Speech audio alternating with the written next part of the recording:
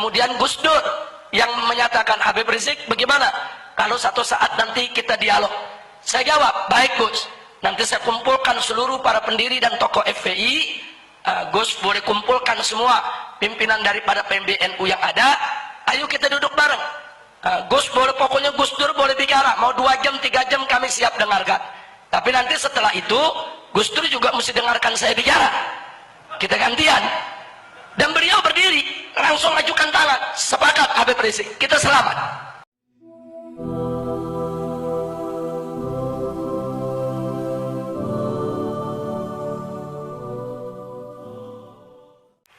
Soal yaitu hubungan kami, saya dan kawan-kawan di FPI dengan NU.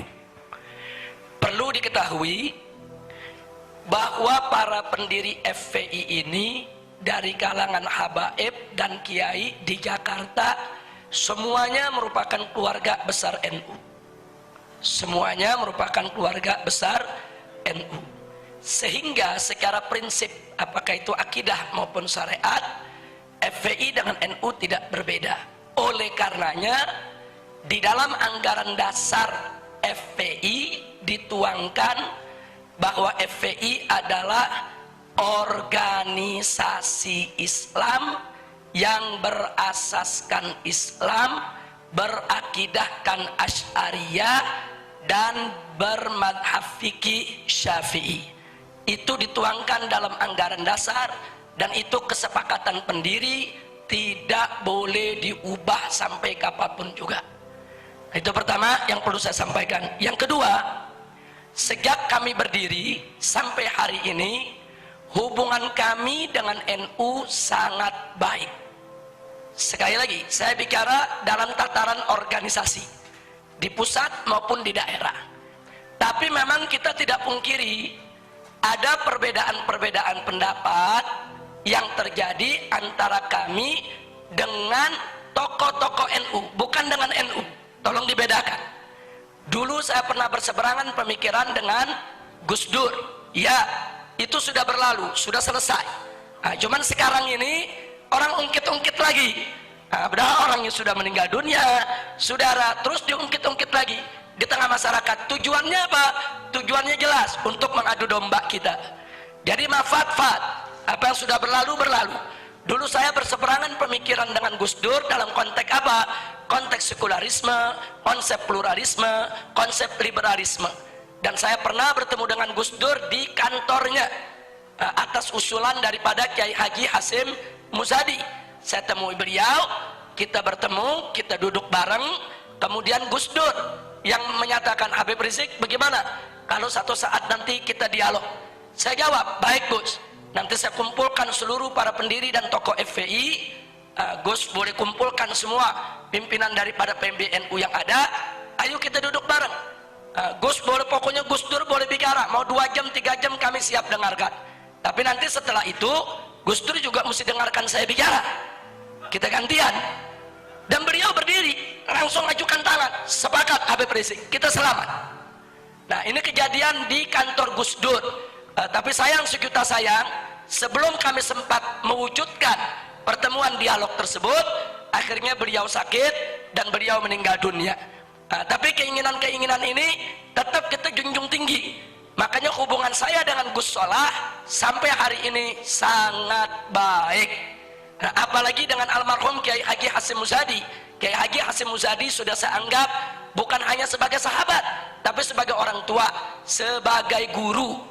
Nah, perlu saya sampaikan, semasa hidup Kiai Haji Hasyim Muzadi, tidak ada satupun gerakan FPI yang menghebohkan di televisi, kecuali Ki Hasyim langsung tabayun kepada saya.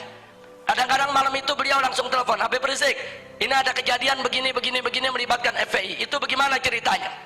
Nah, beliau minta penjelasan.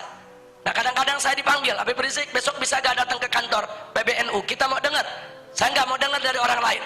Kemudian kita datang. Bahkan ada yang lebih mengejutkan lagi. Begitu terjadi peristiwa di Kendal, mungkin masih ingat beberapa waktu yang lalu, itu pagi-pagi jam 6 pagi Kiai Hasyim udah ngetok pintu rumah saya. Beliau telepon saya nggak dapat, jam 6 udah ngetok pintu rumah saya. Habis sholat subuh dia berangkat. Nah, kemudian disampaikan, Habib, sengaja saya datang kemari, saya nggak mau ke kantor dulu Karena ini kalau ke kantor nanti banyak wartawan pasti nanya. Kalau saya belum dapat dari sumber yang sebenarnya, bagaimana saya jawab mereka?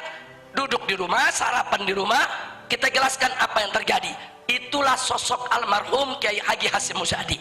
Beliau itu suka tabayun, beliau selalu berkomunikasi, mengklarifikasikan berbagai macam masalah. Makanya hubungan saya dengan beliau sangat-sangat baik. Enggak sampai di situ, terakhir sebelum beliau meninggal dunia, setelah kami turun aksi 411, kemudian merencanakan aksi 212. 3 hari sebelum aksi 212, Kiai Hasyim Muzadi ini mengejar saya. Telepon saya nggak nyambung-nyambung, saya gonta-ganti nomor karena banyak penyadapan. Kemudian kontak ke sana kemari nggak dapat. Begitu beliau dapat informasi saya sedang menyampaikan ceramah di daerah Cibubur, beliau langsung meluncur dari rumahnya ke arah Cibubur untuk menemui saya di tempat ceramah. Nah begitu ketemu beliau minta bicara. Nah begitu bicara apa yang disampaikan?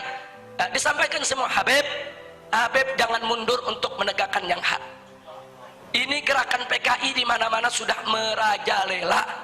Saya sudah bicara langsung dengan Presiden. Saya ini Dewan Pertimbangan Presiden. Saya sudah sampaikan kepada Bapak Presiden, tapi sampai saat ini belum ada langkah-langkah konkret yang diambil. Tolong Habib jaga umat, tolong Habib satukan umat seperti 411. Nanti kalau turun 212, satukan semua umat.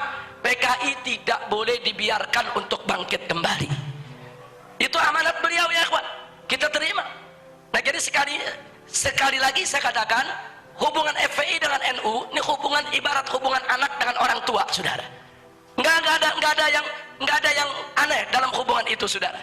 Tapi kalau oknum tokoh NU berseberangan pemikiran dengan kami, ya saya tidak sepemikiran dengan Gus Dur, ya saya tidak sepemikiran dengan Said Agil Siraj, ya saya tidak sepemikiran dengan Masdar F. Masudi, ya saya tidak sepemikiran dengan Gus Mus, ya tapi saya sejalan dengan Kiai Haji Hasyim Muzadi, saya sejalan dengan Kiai Haji Ma'ruf Amin.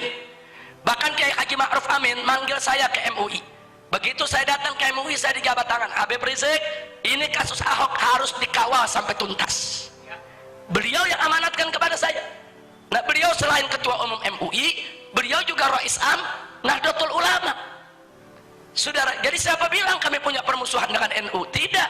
Kiai Haji Ma'ruf Amin orang tua saya.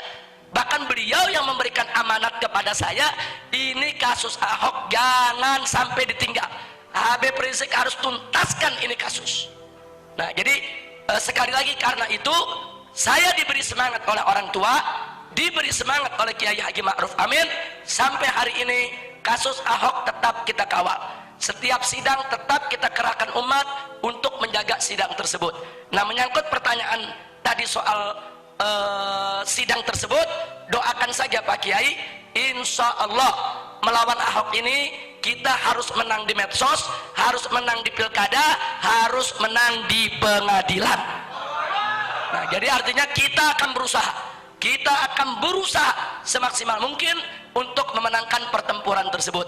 Jadi saya nggak mau jawab andai kata kalah bagaimana, saya mau optimis menang saja.